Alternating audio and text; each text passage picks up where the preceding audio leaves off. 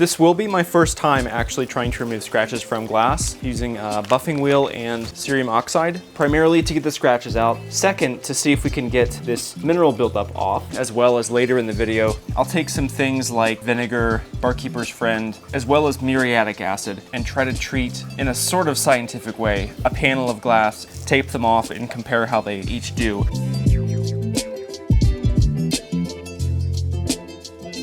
This tank has a ton of these really weird shaped, they're like little crescent shaped scratches. And the guy that had this tank before had pacu. I really wouldn't imagine fish were capable of making these scratches, but like the one side, they're just everywhere. And this was the front of the tank. The back of the tank has got these other little etching marks, I think from where the filter returns. This is where one of the filter tubes was hanging down, and then there's one on the other side right over there that's pretty bad too. I mean, that's like 2.5, 3 inches long. And then, so this, basically this whole side is just covered in these little tiny scratches. So this is gonna take a really long time. But the main point of this video is, well, first to get scratches out off the main viewing side, that would be ideal. So to start, I think I'm gonna work on this front side since this is the side that I care about the most as the viewing side. And there's one, where is it? There's one decent scratch right here. This is a pretty thick one. So if we can get this out, there's no chance that we can't get the other scratches out. This guy's pretty deep. We'll try to work on that guy. So we'll just mark this, get that scratch, and then we've got the little curved one right there. All right, let's see how it works.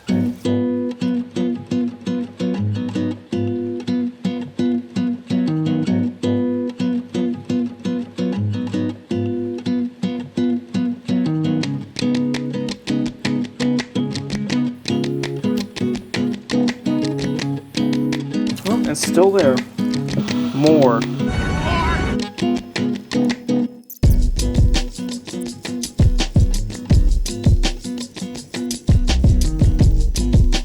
That's a deep one.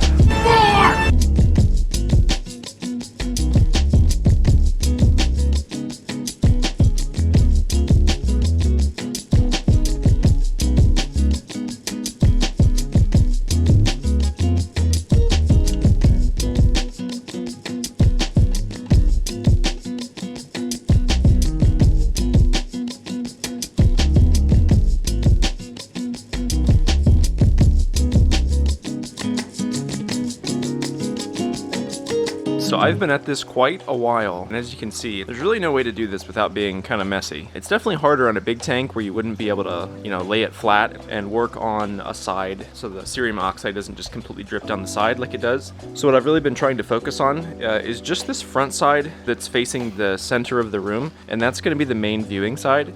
Ideally, the back side will be nice too, and I'm really not sure how many of these scratches will show up once the tank is full of water, because a lot of times when you get the tank full, scratches become less apparent, but on the back side, the scratches that were the worst are these little crescent-shaped ones, and as you can see, there's still some. I've mainly worked on the right side of the back, and I still have to do the left side. Cerium oxide on its own seems to work really well for the not-so-deep scratches. The scratches that you can like just barely feel with your fingernail, those are gonna be the ones that are gonna come out really easy, basically hardly any work. The really deep ones though, like there's one right here, and I've gone at this one for probably at least 25 minutes total, maybe 25, 30 minutes with different angles, different consistencies of cerium oxide on the wheel, and it's just not taking it down, mainly because it's so deep. So the way it works is you're really just removing glass around the scratch. You're basically just leveling out the scratch by removing some glass. I'm gonna try to finish this up today. I've been working on it a little bit, a few hours each day for the past 2 days. I definitely didn't think I'd be putting this much time into it, and I definitely didn't want to spend as much time on it as I have already.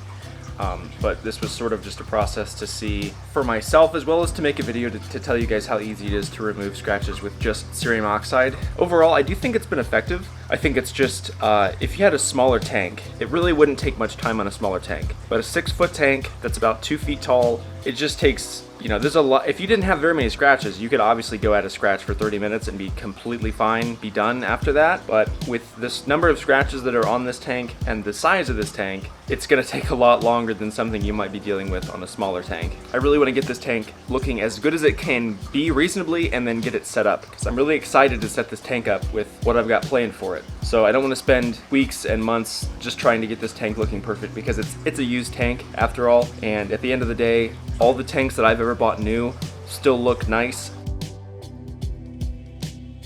This was an interesting project for me to do, especially to make a video for you guys, but in general, the aquariums that need the most love require way more time, usually than what they're worth. Sometimes buying a new tank is cheaper than repairing an old tank. So let's finalize this one.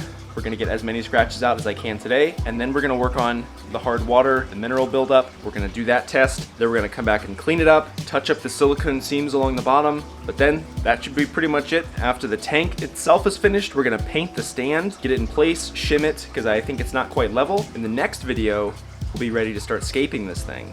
Let's get going.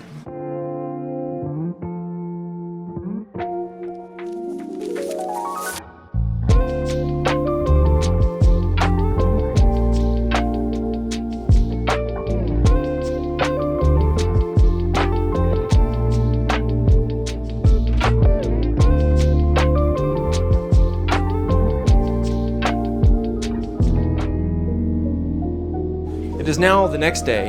Yesterday I went through and cleaned up all of the cerium oxide, rinsed the tank really well, and then I went through, I didn't actually film this part, but I removed a lot of the silicone along the seams that was sort of starting to peel up. So mainly I just removed probably 95% of the silicone. I just left a little strip of silicone right in the corner, like the last maybe quarter inch along the seams, so that we can basically reseal. I have mentioned before that it's very hard to reseal seams sealing on top of pre-existing silicone, because the new silicone just won't really stick that well to the old silicone. But since we've cut the old silicone away and cleaned the glass, especially given the size of this black brace along the aquarium, we can basically add, like this is 2 finger widths of silicone we can add. So I bought 2 whole tubes of silicone. I don't actually think we're gonna need both tubes, but just for the sake of doing a thorough job the first time and not having any leaks, I definitely wanna make sure that I put enough silicone in here. And since it's not gonna be a bare bottom tank, you're not gonna see this. We're gonna put as much silicone as we physically can on these seams to make sure that nothing leaks, because no one will know. Being a secondhand tank, you really just never know. So we're gonna get our silicone in the caulking gun, and then I'm definitely gonna make sure there's a good, probably 1 inch of silicone along the seam and the bottom, so that it has enough to stick to on each pane of glass, the sides and the bottom. And like I said, I've gone through and cleaned with soap and water, rinsed and cleaned the glass with alcohol as well. So I want to make sure there's nothing on the glass to keep the new silicone from sticking to.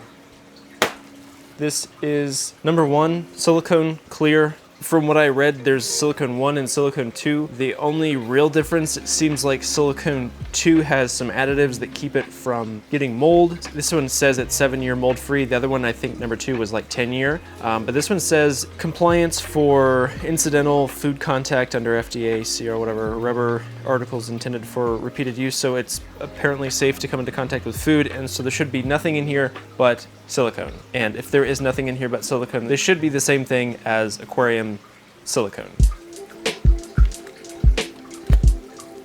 Just gonna give it one more wipe with some alcohol to make sure there's nothing on there that's gonna keep this from sticking.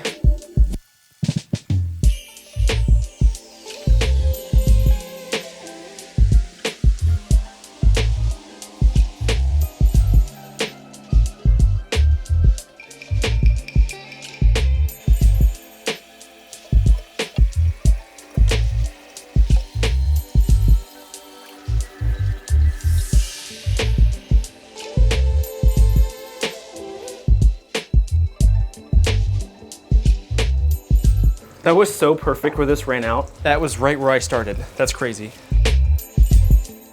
God, it smells like silicone in here.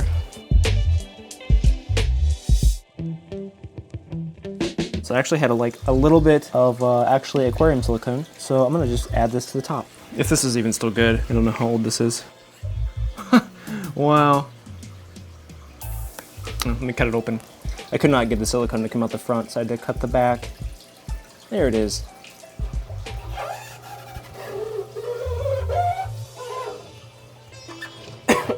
God, this is so strong. I mean, oh no. God, it's strong. Ah, it's like a giant box of acid. Ugh. I gotta get out of here. Jesus. Woo! All right, there it is. Absolutely horrendous job, but you'll never, ever, ever see that. So it's fine, as long as it doesn't leak. Now I just need to get out of here because the smell of that silicone is really strong. I'm gonna cover the top so that, well, hopefully I should cover the, I don't know if, what's wrong with you? Hopefully trapping all the gases in there. I think I'm gonna cover it. I don't want this to affect any of the aquariums. Not that I don't know if it will. I don't think that will, but I'm gonna cover it just in case. We're gonna leave it for a few days to cure anyway before we even do anything. So what we're gonna do now is take our sheet of sample glass that has some mineral buildup. You see all that stuff on there. So we're gonna do a test between a few different things to see what works best. Make sure we have the mineral buildup on the right side. Yep. We're gonna try to determine what is the easiest method for removing hard water buildup that just will not come off with a razor blade. Okay, so we're gonna test 3 things. I was gonna test 4, the last one being lemon juice, but I just honestly can't be bothered to wait or go out to the store right now and get lemon juice. I don't think that lemon juice is gonna make much of a difference compared to these other things, which we're using muriatic acid. And vinegar has a very similar acid content, or has a very similar pH to lemon juice. So honestly, I don't think that's gonna make much of a difference. Plus Barkeeper's Friend, which is one of the more recommended things to use for really stubborn hard water buildup, I believe has an even lower pH than both of those things. So just to show you exactly what we're using, the first is just going to be distilled white vinegar. The next thing is going to be Barkeeper's Friend. You know what? Actually, we will try something else. I've just got basically citric acid crystals that have been dissolved in some water. This is actually sat out, so it's turned into more of a thick gel. This is probably as close as you can get to just straight citric acid crystals. So basically with the least amount of dilution. And then the last thing we're going to try is muriatic acid, which is basically hydrochloric acid that's been diluted. So it's not quite as strong as hydrochloric acid, but it's the same thing. I would also recommend, if you're using any acids, put on some safety goggles. We're gonna write on here to remember exactly which ones are which. I think I'm gonna need the most space probably for the Barkeeper's Friend, so let's do Barkeeper's Friend here. Vinegar, citric acid, and then muriatic acid. If, for instance, the muriatic acid wins, for the purpose I'm gonna use it for, it's gonna be used mainly on the 125, and that's gonna be a little unfortunate because it's always recommended, if you're using anything like this, to be in a highly ventilated space, and being winter right now. I said, oh girl, it's cold outside. So it's pretty heavy. I do not really want to have to move that thing outside and do it in lower than freezing conditions, as well as having to bring it back inside and, you know, say it works, say it doesn't work, we got to bring it in, bring it out a bunch of times. I'm not doing that. If none of those other things work, I'm just going to go ahead and use cerium oxide and buff out the rest of that mineral buildup on the 125. Once we get all of these applied to the glass, we're going to cover everything with some plastic film so that nothing dries out and everything's equal. None of them have a bigger advantage if, say, the citric acid maybe won't dry out as easily. So I guess we're going to start applying these. We'll do the muriatic acid last, since it's, I guess, the most toxic of all of these. So we're going to do some Barkeeper's Friend in this section.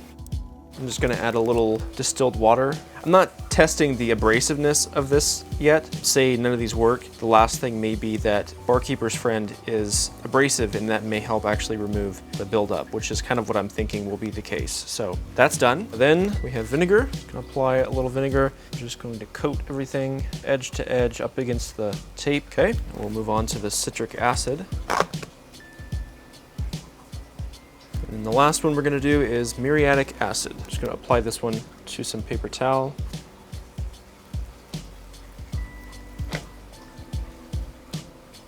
All right, we've got everything covered, making sure everything's still wet. We're going to just apply some plastic film to the top of all of these. All right, that's covered. Barkeeper's Friend. Got vinegar, citric acid, and muriatic acid. I'm not sure exactly how long we should leave this for. I want to give it enough time to work as possible. So we're going to wait at least an hour, I think, would be a good time to wait. Yeah, I'm excited to see how this turns out, because I really want to know for a fact, once and for all, which is the best method for removing hard water buildup. Let me actually show you guys on the 125 where I've removed the mineral buildup. Might be a little difficult to see, but so you can see along the top of the tank here, they've got some buildup, and then you come down here, and this is towards the end where I did a little work with some cerium oxide, and you can see it's better. And it wasn't super thorough, but I was just doing some test patches to see how that worked, and you can sort of see where I stopped. There it is there, and then that's where I did. So it does work. It is just going to take a little bit longer to do cerium oxide and all all 6 feet plus 2 feet on each end. If we can get one of these other liquids to work, that's gonna be a lot easier to treat. Big tanks, multiple tanks, there's gotta be a better way.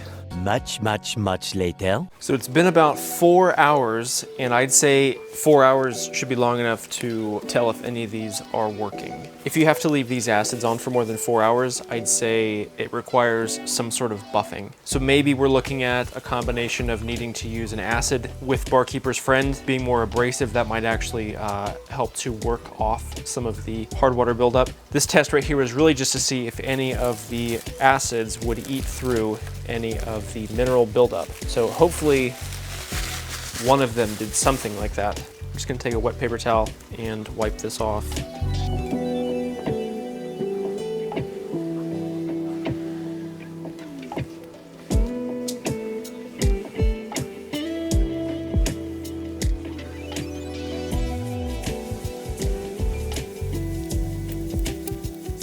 None of them look like they've really done anything at all. I don't know if that's down to the fact that, I don't know.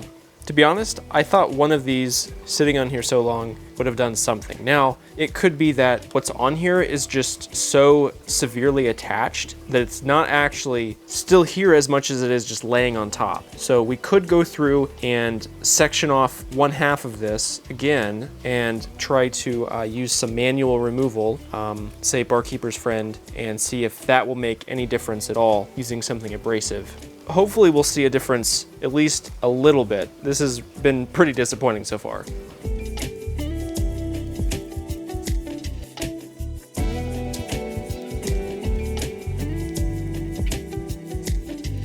Just remove this tape too. There's pretty much no difference at all whatsoever. This is not anywhere close to what I assumed we would be able to get out of this. I guess let's just make sure that it's even possible to remove this stuff. So I was actually going to use the drill, but I am curious now to see if hand polishing with some cerium oxide will do anything at all.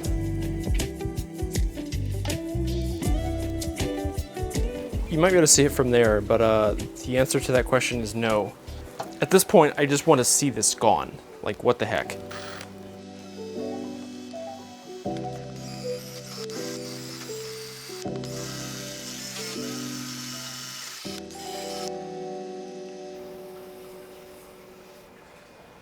That's crazy. That's still on there. Away with you!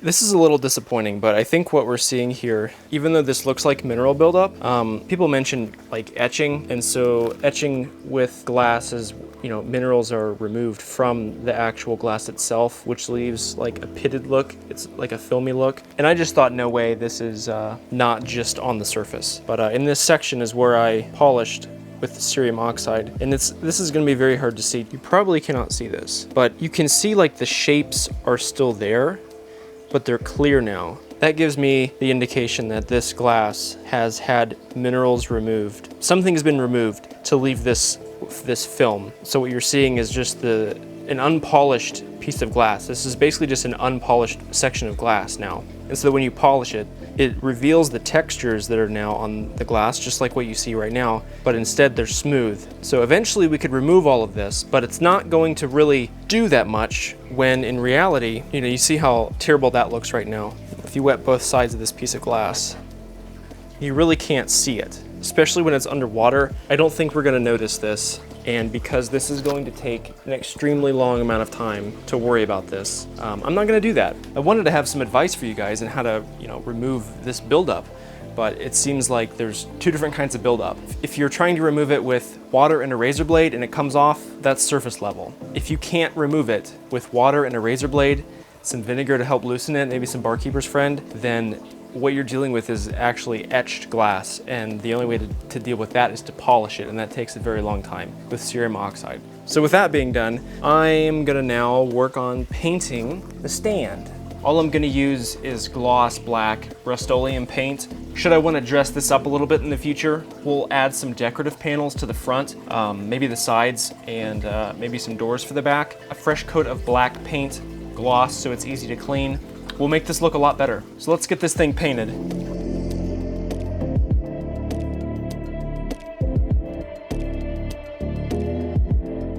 just like that, the tank and the stand are pretty much completely done, except for a few spots I want to touch up. So I shimmed the stand.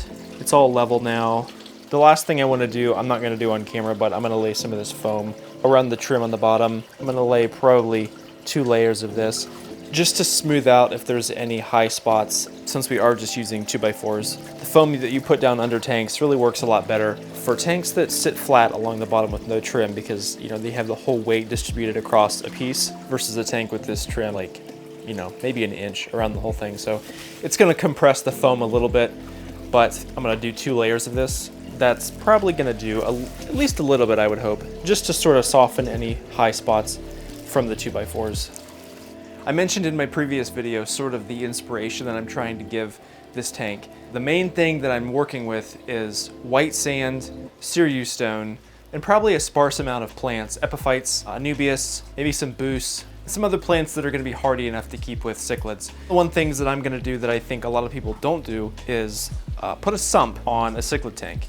To be honest, I'm not a huge fan of canister filters, and I've had a few canister filters in the past. We have one canister filter on the 90-gallon, we have a canister filter on the 60-gallon planted tank, and we also have a canister filter on the goldfish, the Ranchu tank. The thing I hate most about canister filters is they're not hard to change. They're just so inconvenient to change, and I just end up going way too long without cleaning these. All the tanks that I used to have with hang on the back filters, they're honestly so much easier to change. Like on the goldfish pond, even though there's plants on top, literally all you have to do is you take the cover off the top and you just slide the filter out, clean out the filter and put it back. With the canister filter, you have to turn it off, close the hoses, take this giant thing out from underneath your cabinet, it's heavy, and put it somewhere that you want to get completely drenched. It's tremendously big and tremendously wet. Not to mention, the ones that aren't like $300 or $400, they leak. This is a whatever brand on Amazon, not even that bad of a filter.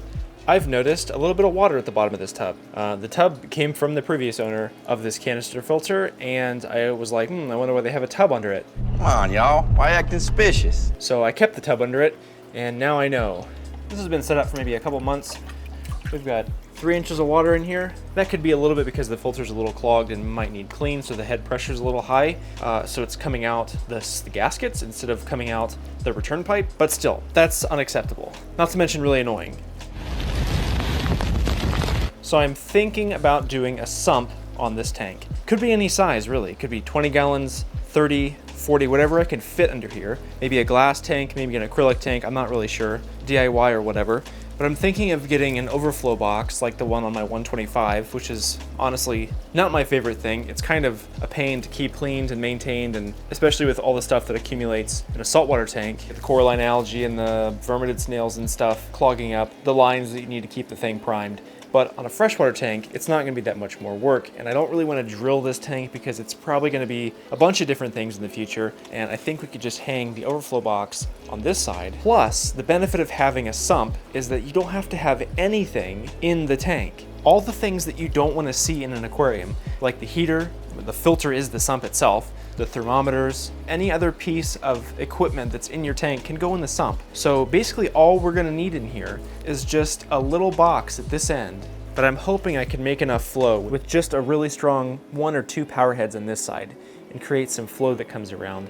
And that's enough for the whole tank. Then we won't have to have any equipment dangling in here. Plus, most cichlid tanks, I see people running like 1, 2, sometimes more than 2 FX6 canister filters. And those things are way, way too expensive to be running like multiple filters on one tank when you can easily do a sump, which can filter twice as much water easily, way easier to keep cleaned. We can also do some kind of mechanical algae removal, like on a saltwater tank you'd have a refugium. We can have some plants in the sump that we wouldn't normally be able to have up top because the cichlids will eat them, so we can keep them down in the sump and aid in keeping the water clean. My last question that I have for you guys is, what do you think about lighting? What do you guys think about like 2 pendant lights or 2 spotlights hanging down? It's either that or I get 2 strip lights to put on the top. Suggest whatever lights or brands you think I should try or look at to do some research on. If you guys are big cichlid people, let me know what lights make the fish look really good. In part 2 of this build, we're going to be getting the rocks, the sand, all the hardscape, possibly working on plumbing and a sump as well. Depending on how much we can fit in one video, we may also get fish as well. If you like this video, let me know by dropping a like. You're absolutely not gonna wanna miss part 2 and all the other videos we have planned. So don't forget to subscribe, and I'll catch you guys in the next video.